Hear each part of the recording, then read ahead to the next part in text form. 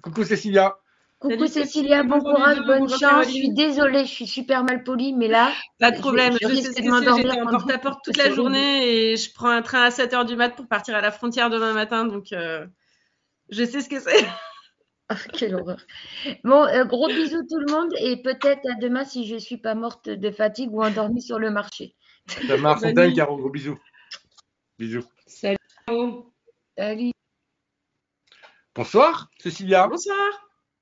Comment tu Et vas? avant de T'es passer à fatiguée, non? Cécilia, juste Oui. un petit truc. Du coup, 51, je pense que la chronique hebdomadaire sur l'Europe, on la fera une autre fois, si ça te va, Ludo. Je pense Après Cécilia, de ce peut-être. principe-là. Ou Je sinon, sais tu pas l'as pas s'il y aura le précisé. temps et de toute façon, on peut la goupiller. Je peux passer en début de semaine prochaine pour en Bon, parler. De toute comme tu façon, veux. Parce que c'est pas sinon comme tu ça, l'as. on a un vrai moment avec Cécilia. Ok, ça marche. Allez, on a un vrai moment avec Cécilia, qui prend un train à 7 heures. Bonsoir Cécilia. Bienvenue dans Bonsoir. Point de Bourbon. On est ravis de t'accueillir. On va faire ensemble donc un portrait avec une série de questions. Et portrait à l'issue duquel on va t'attribuer un surnom que tu devras porter fièrement à l'Assemblée. Et je pense que tu vas l'adorer. Est-ce que tu es prête? Vas-y. Jingle portrait.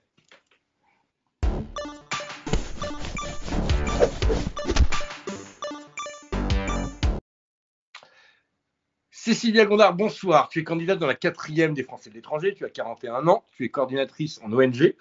Tu as milité avant chez Jeudi Noir. Tu milites maintenant chez Français du Monde. Tu te bats pour les services publics, particulièrement pour les Français de l'étranger. C'est un sujet qui est revenu pas mal dans cette émission spéciale. Tu es conseillère des Français de l'étranger pour la Belgique. Et tu cuisines merveilleusement bien le curry boucané. Et Exactement. donc, tu seras notre député flibustier. Est-ce que ça te C'est convient? bien. Ça te va? Ça va. Parfait. Alors, on va passer maintenant à la question honteuse.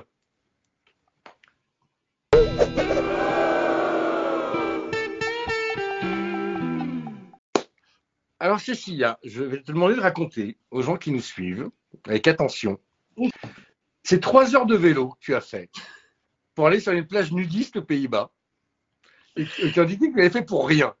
Raconte-nous ça.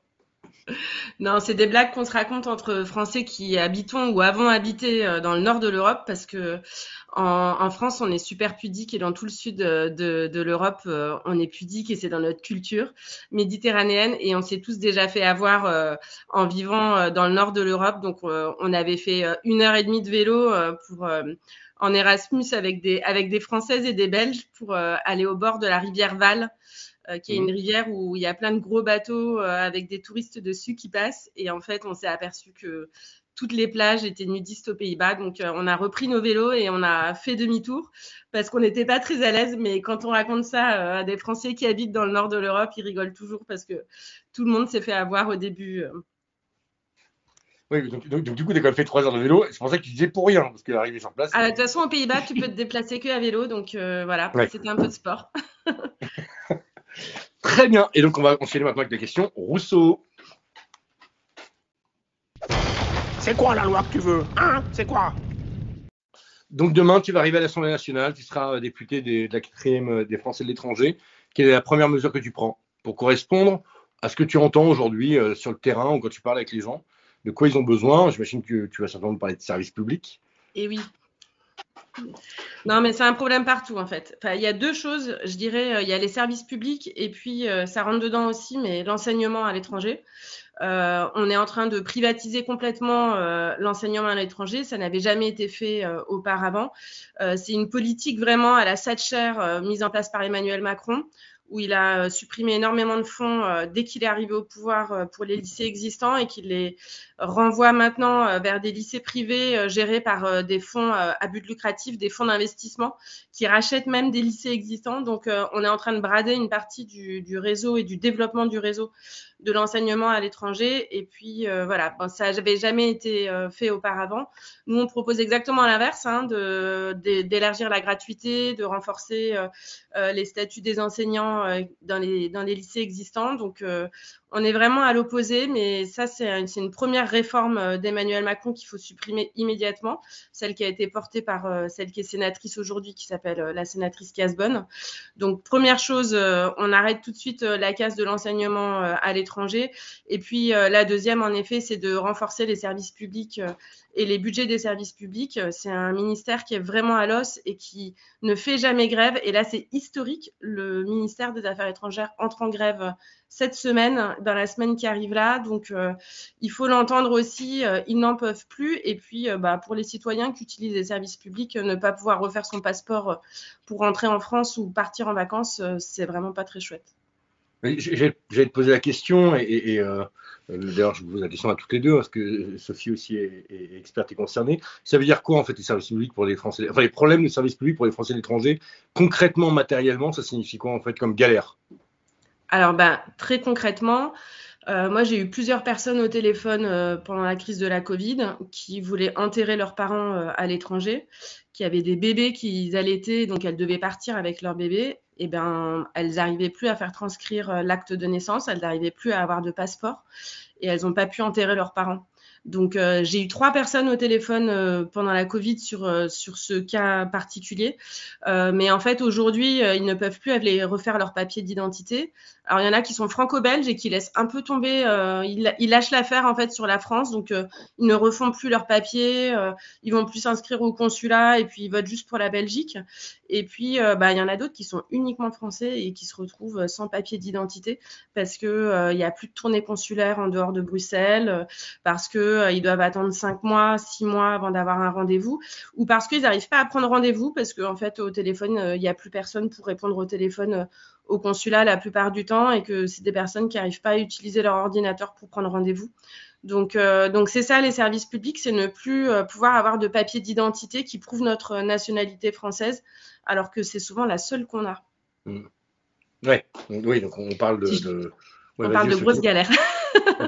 Ouais. De grosses galères, et puis c'est très concret, et abondé dans le sens de Cécilia, du fait qu'elle soit conseillère des Français de l'étranger. En fait, c'est la première courroie de transmission, elle et d'autres, mais qui vont recevoir les exemples concrets qu'elle donne, un coup de téléphone d'un Français qui est dans une très concrète. Mais à mesure que les services publics pour les Français de l'étranger font face à des coupes, plus ces conseillers-là ont du travail à faire, sauf que eux, c'est un petit mandat politique, mais c'est très chronophage, ça prend beaucoup de temps, et moins on a de personnel dans les services consulaires, plus les conseillers consulaires ont du taf incroyable à faire, quoi. Aussi un enjeu là-dessus qui est pas du tout pacte d'engager du personnel dans les consulats, et derrière les macronistes, eux, qui nous chantent le truc de on va tout numériser, on est pour numériser, c'est très bien, mais pas si ça se fait à défaut d'un guichet humain, quoi, derrière. Oui, parce qu'en plus, j'imagine qu'il y a ces tâches, entre guillemets, administratives qui sont vitales pour des gens à l'autre bout du fil, mais du coup, ça nécessite aussi d'avoir du temps pour avoir des contacts, pour avoir noué des relations avec des gens sur place ou à l'extérieur qui permettent aussi de faciliter les choses. Et que du coup, quand on est en sous-effectif, j'imagine que tu ne fais plus que de l'administratif et que tu as plus ce temps à côté pour avoir autour de toi des gens que tu peux appeler toi d'un coup de fil pour dire rends-moi service, il y a ça, etc. etc. Je me trompe?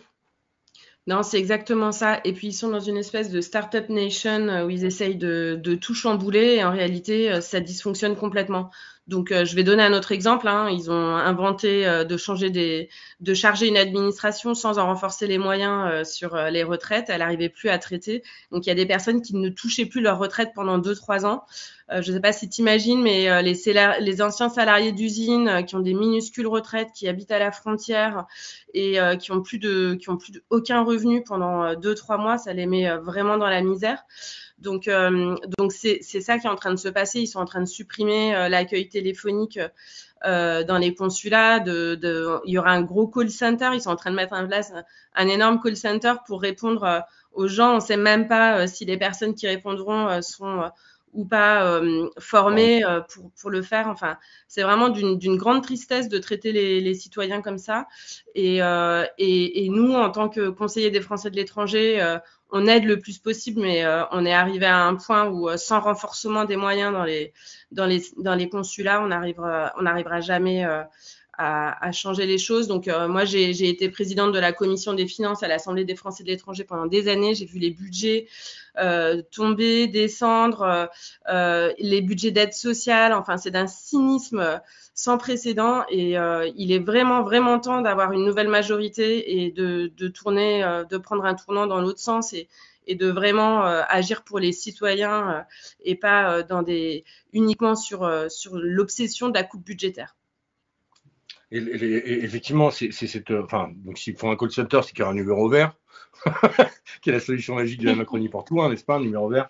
Et j'en parlais parce que, enfin, évidemment, Sophie, elle est complètement au fait de ce sujet-là, mais du coup, j'ai appelé une amie cet après-midi qui travaille dans un consulat, qui est au consulat de l'Ouganda à Paris.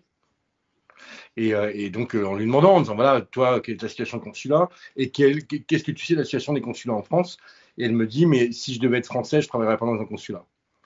Donc l'Ouganda, hein. On ne parle pas du pays le plus développé au monde. Hein, et elle me disait, non, elle me dit, moi je sais ce qu'ils vivent dans les consulats en France. Moi, si mon consulat fonctionnait comme ça, je ne le ferais pas. Je ne travaillerais pas. Voilà. Donc, tu chercherais autre chose, en gros. Donc voilà, donc ça met un peu un niveau, c'est-à-dire qu'effectivement, on est les parents pauvres de l'administration consulaire parmi beaucoup de pays dans le monde, quoi. Très bien, on va parler maintenant de ta circo. C'est le moment de la question prune.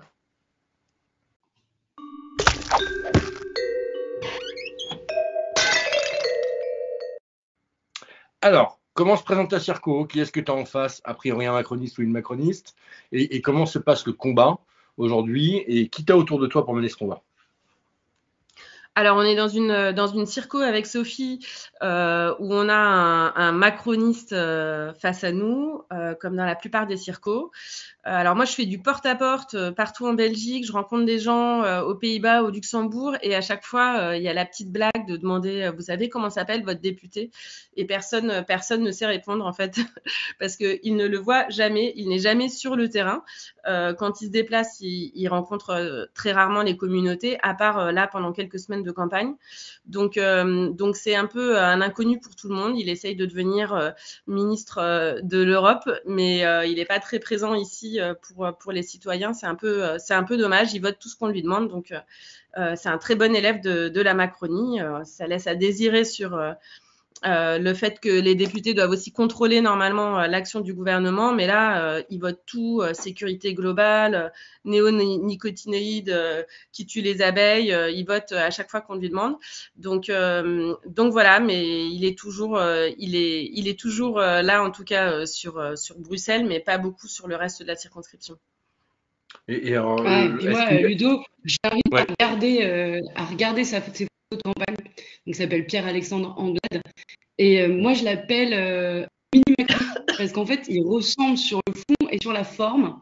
C'est-à-dire que dans sa sape, je pense qu'il a le même tailleur que Macron. Et dans sa parole, surtout, c'est les éléments de langage, voilà, cette belle expression, les éléments de langage de Macron, quoi. C'est vraiment mot pour mot les mêmes expressions, mais il rentre jamais dans le détail d'une proposition de loi. On l'a jamais entendu dans les. Moi, j'ai fait l'effort avec d'autres insoumis d'aller dans ces réunions au cours de la mandature, ces rares réunions où il y a plein de macronistes, mais bon, on avait fait nous aussi un peu d'infiltration. Et c'est fou comme c'est creux, quoi. Il ne dit rien. On ne sait pas quelles sont ses convictions personnelles. Est-ce qu'il y a moins un combat qui l'anime, quoi. C'est assez, voilà. Donc c'est mini Macron. Mais en fait, moi j'ai navigué longtemps en Macronie pour plein de raisons que je vous raconterai un jour.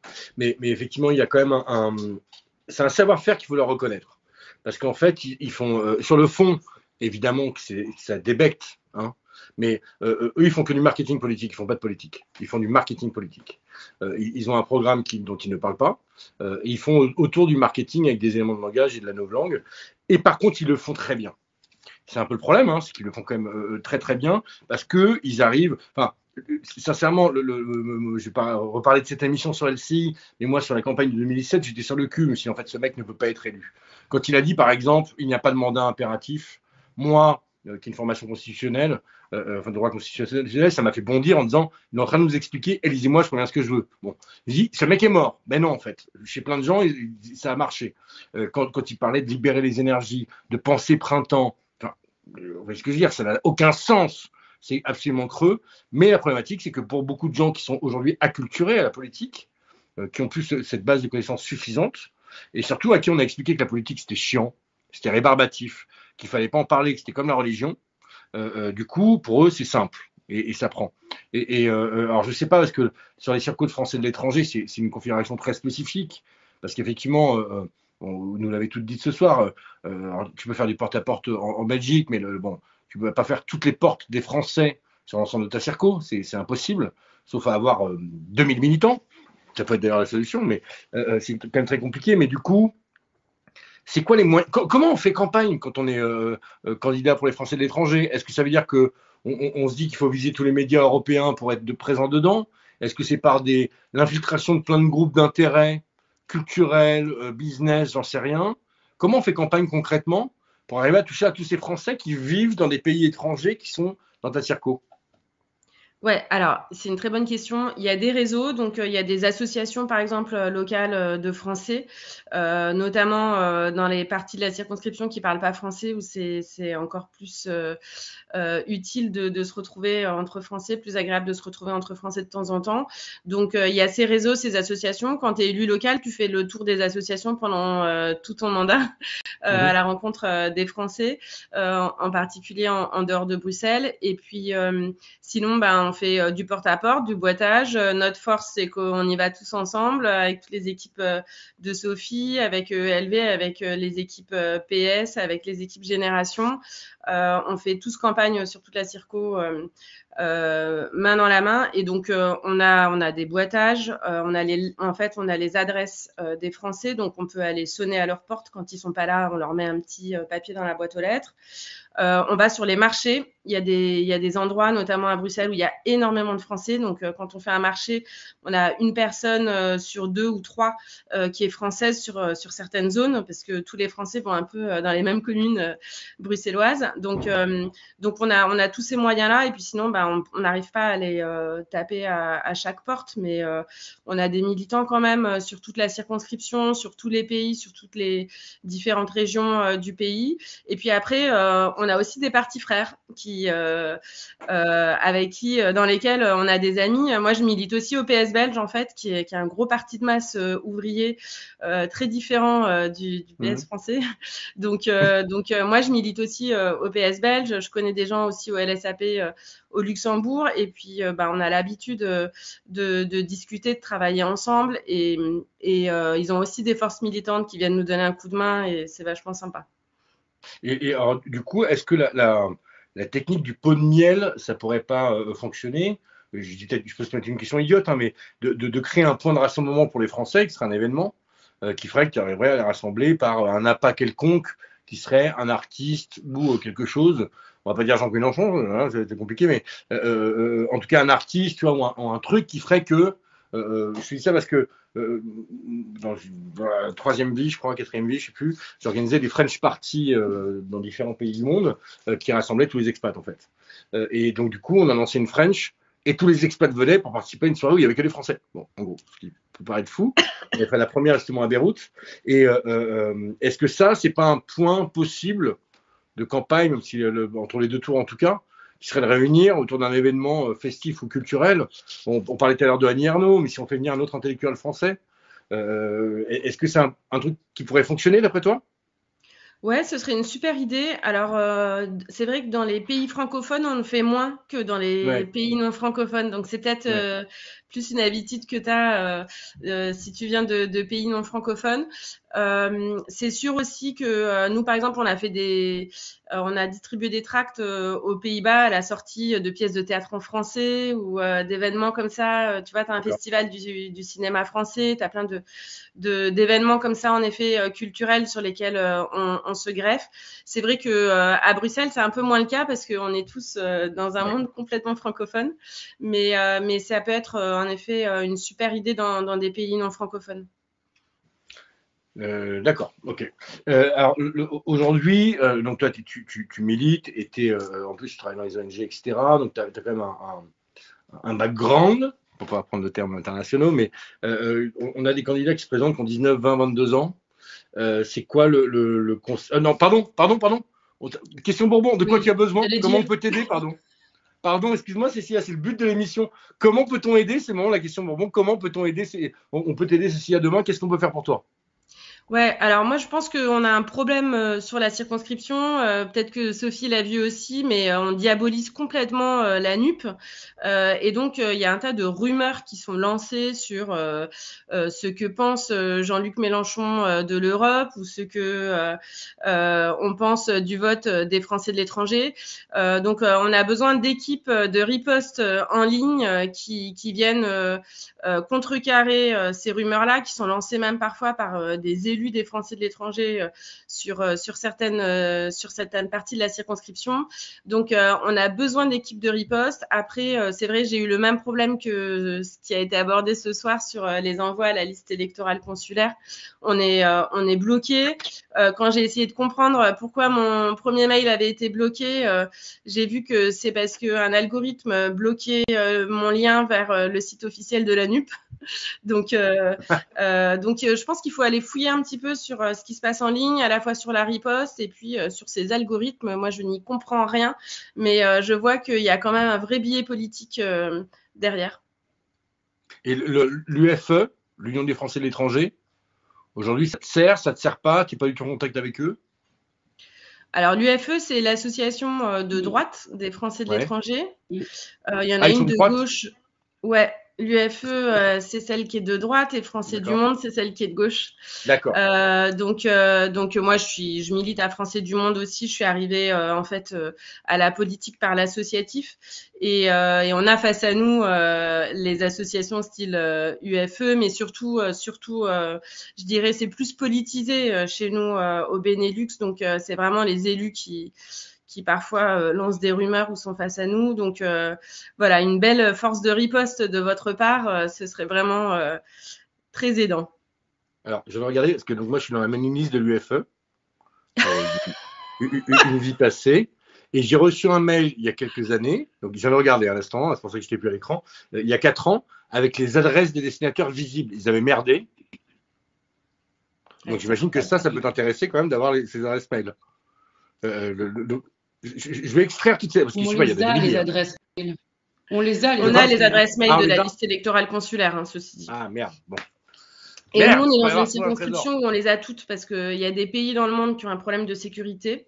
C'est le cas du Mali et je pense que ça a été évoqué ce soir. C'est le cas de l'Israël aussi, je pense, et de quelques autres, Niger, etc. Je pense qu'il y a plusieurs pays où pour des raisons de sécurité, les listings électoraux des Français ne sont pas disponibles. Mais nous, sur le Benelux, c'est facile. On a toutes les listes mail. Malheureusement, c'est pas toujours très propre. Il y a beaucoup de mails qui fonctionnent plus. Mais on a quand même accès à la liste électorale consulaire avec les adresses mail de ceux qui l'ont laissé au consulat. Et est-ce que tu veux que je t'envoie les dernières communications que j'ai reçues de l'UFE? Parce que ça te sert à quelque chose ou pas? Ouais, je veux bien voir par curiosité. Ouais. Normalement, ils ne sont pas supposés faire de la politique ni soutenir des candidats parce que c'est des associations d'utilité publique, Français du Monde et l'UFE, donc ils doivent faire très attention. Je sais en tout cas que Français du Monde respecte la règle. Les 2 dernières, c'est une invitation à des webinaires, des trucs comme ça, mais je te l'enverrai pour que tu vois. Bon. Oui, en général, ils font des webinaires sur l'exil fiscal ici. Comment échapper à l'impôt. Attends, je te dis ça tout de suite. Alors, c'est super drôle. Mais alors pour moi qui est coordonné à la campagne pan-européenne contre l'évasion fiscale et pour la taxe sur les transactions financières, ça me fait toujours rire. Alors, moi, il y en a un qui est sur le. Oui, bien sûr. Il y en a un qui est sur le pouvoir de la voix. C'est une conférence qui avait lieu là. Comment l'audio favorise-t-il, entre autres, l'accès à la connaissance? Bon, super. Les retraites. Quand, comment, combien? Donc, ça, c'était le 28 avril. Qu'est-ce que j'ai d'autre? Attends. Ça, c'est sur les retraites. Parce qu'ils envoient 3 mails à chaque fois pour chaque truc. Les garanties d'assistance santé indispensables en Afrique. En fait, j'ai travaillé un truc pour le ministère des Affaires étrangères il y a des années et en fait, voilà, je vais continuer à être sur les mailing lists comme débile. Proposition de loi pour les Français de l'étranger, quelles avancées? Et retraite.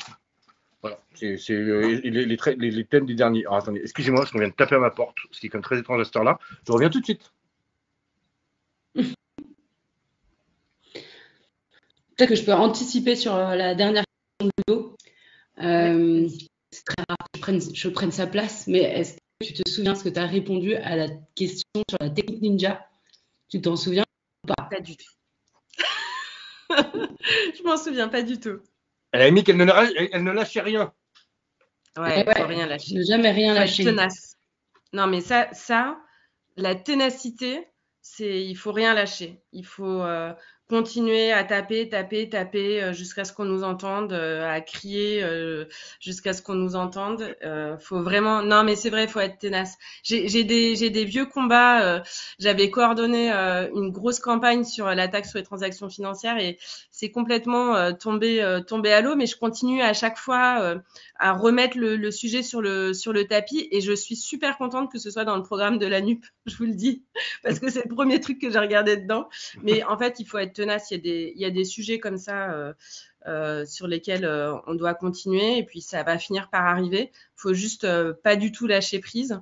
Et puis, je le dis aussi à tous ceux qui vont plus voter parce qu'aujourd'hui, en porte-à-porte, j'ai vu plein de gens de gauche qui ont des convictions super fortes sur le social et sur l'écologie et qui n'avaient pas prévu du tout d'aller voter. Alors, je leur dis, faut tenir le coup et faut continuer à aller voter et faut surtout pas lâcher l'affaire. C'est pas parce que on s'est retrouvé encore bloqué sur le second tour de la présidentielle dans un choix impossible que on doit forcément s'enfermer dedans sur la suite. Là, il y a l'espoir, il y a la possibilité de changer. Donc, il faut aussi être tenace en tant qu'électeur et continuer à aller voter à gauche.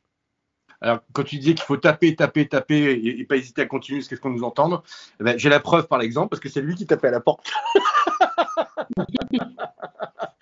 Et c'est pour ça que ça nous a boyé les chiens. Excusez-moi, c'était le moment animal de tous les soirs. Merci pour ce conseil, Cécilia. Bon courage à toi. On te retrouve avec beaucoup de plaisir à l'Assemblée nationale. On va te clipper ce moment, évidemment, avec un backshot propre d'entrée et de sortie. Je t'envoie les mails dont je t'ai parlé pour que tu vois. On regarde s'il y a d'autres sources disponibles entre-temps. Et on va essayer, malgré ce que disait Caro, hein, c'est qu'on ne sait pas s'il y a un envoi mail de prévu. On va essayer de faire rajouter ces 3 lignes dont parlait Asma pour les Français de l'étranger dans la prochaine communication qui part par mail auprès de tout le monde. Voilà, cette circulaire que les Français de l'étranger soient mentionnés pour que ça vous aide aussi, vous, sur le terrain. Merci beaucoup et merci en particulier à Sophie pour son soutien et à toute l'équipe LFI qui est derrière elle et qui est super active et merci encore. Merci à toi. Merci, on rappelle que le 5 juin, le premier tour. Je sais qu'il y a plein de gens qui galèrent à voter en ligne. Venez voter à l'urne, c'est le 5 juin. Au revoir Cécilia. Salut Cécilia. Au revoir.